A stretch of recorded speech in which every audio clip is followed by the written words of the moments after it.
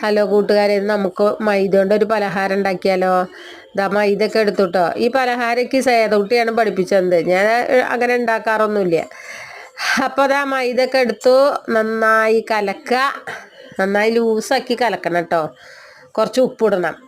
എന്നിട്ട് അത് കലക്കി 4 മണിക്കൊരു പലഹാരം എന്തെങ്കിലും ഒന്ന് ഇതാവാൻ നല്ലതാണ്. കുട്ടികൾക്കൊക്കെ കൊടുക്കാനും എല്ലാത്തിനും നല്ലത്. എല്ലാവർക്കും നന്നായി ഇഷ്ടപ്പെടുന്ന ഒരു പലഹാരമാണ് കേട്ടോ ഇത്.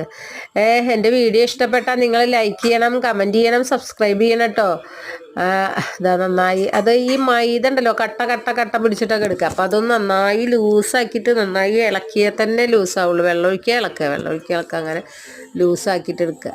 എന്നിട്ട് ഇതാ നന്നായി ഞാൻ വെള്ളം ഒഴിച്ച് ലൂസാക്കിയിട്ട് എടുക്കുക കേട്ടോ. ഉപ്പിടണം കേട്ടോ.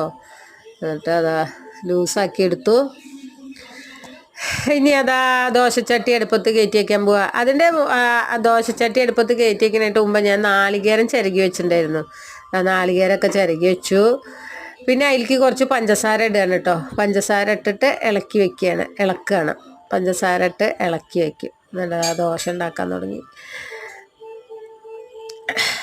ദോശ ഉണ്ടാക്കി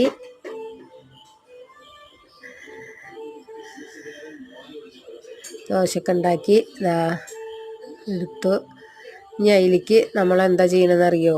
ഈ പഞ്ചസാരയും ഇതും ഇതാക്കിയിട്ട് വെച്ചിട്ടുണ്ടല്ലോ, അത് നമ്മൾ ഇതാ ഇട്ട് കൊടുത്തു. ഇനി അത് മടക്കി വെക്കുകയാണ് ചെയ്യണത് കേട്ടോ, മടക്കുക.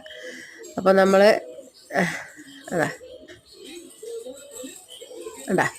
മടക്കി വെച്ചു. അങ്ങനെ നമ്മളതാ കട്ടക്കി. അപ്പോൾ നമുക്ക് കുട്ടികളൊക്കെ വന്നാൽ നല്ല ഒരു ഭക്ഷണമാക്കിയിട്ട് ഉണ്ടാക്കി കൊടുക്കാം.